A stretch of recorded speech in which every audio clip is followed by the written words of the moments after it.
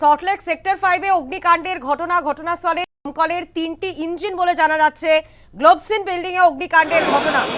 আমাদের সঙ্গে রয়েছেন আমাদের প্রতিনিধি সন্তোষ ঠাকুর। সন্তোষ, এই মুহূর্তে কি পরিস্থিতি? সল্টলেক সেক্টর 5-এ অগ্নিকাণ্ডের ঘটনা, গ্লোবসিন বিল্ডিং এ অগ্নিকাণ্ডের ঘটনা। ঘটনাস্থলে দমকলের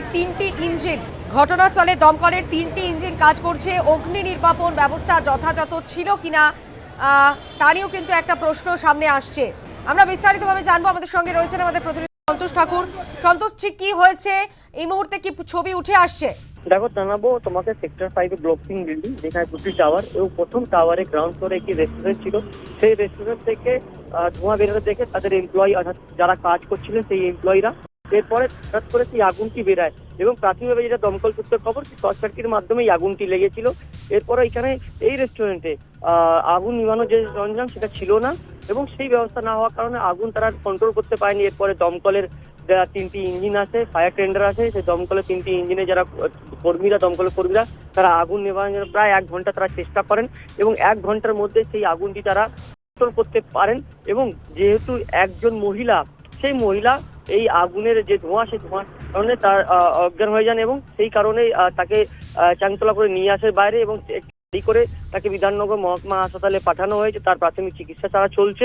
দমকল সূত্রে খবর কি, যেহেতু এই রেস্টুরেন্টে আগুন নেভানোর সিস্টেম ছিল না, আগুনটি যেহেতু এসি থেকে শর্ট সার্কিটের মাধ্যমে লেগেছে এবং যেটা ফয়েলের, যেহেতু এই রেস্টুরেন্টের মধ্যে বেশি কাজ ছিল, তার প্রত্যেকটা দেওয়ালে ফয়েলের কাজ আছে এবং ফয়েলের কাজ হওয়ার কারণে আগুনটি আরো বেশি দ্রুত গতিতে তারা ধরে নেয় এবং সাথে যে বিল্ডিং এর লোকজনরা, পুরো বিল্ডিংটা যে দুটি টাওয়ার, সেই দুটি টাওয়ারটি পুরোটাই খালি করে দেয় দমকলের কর্মী। এবং এই অগ্নি নির্বাপন ব্যবস্থা কি যথাযথ ছিল, কি বলছেন দমকল আধিকারিকরা?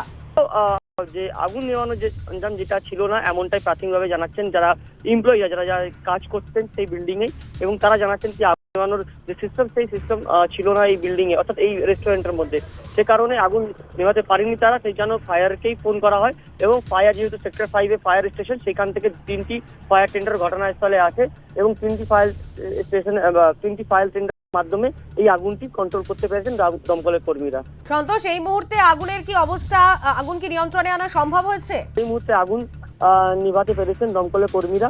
তারা 1 ঘন্টা ধরে তারা চেষ্টা করছিলেন, যেহেতু 1 ঘন্টা বারবার যেহেতু এক জায়গা থেকে আরেক জায়গায় আগুন ছড়িয়ে যাচ্ছিল, সেই জন্য তারা খুবই চেষ্টা করছিলেন। প্রথমে 2টি ইঞ্জিন কাজ করছিল ঘটনাস্থলে, কিন্তু তারপর আরেকটি ইঞ্জিন আসতে হয়েছে, দমকলে 1টি গাড়ি, অর্থাৎ মোট 3টি গাড়ি ঘটনাস্থলে আসে এবং 3টি গাড়ি তারা চেষ্টা করেন সেই আগুনটি নিভানোর জন্য। প্রায় 1 ঘন্টার চেষ্টা সেই আগুনটি নিভাতে পেরেছেন দমকলের কর্মীরা।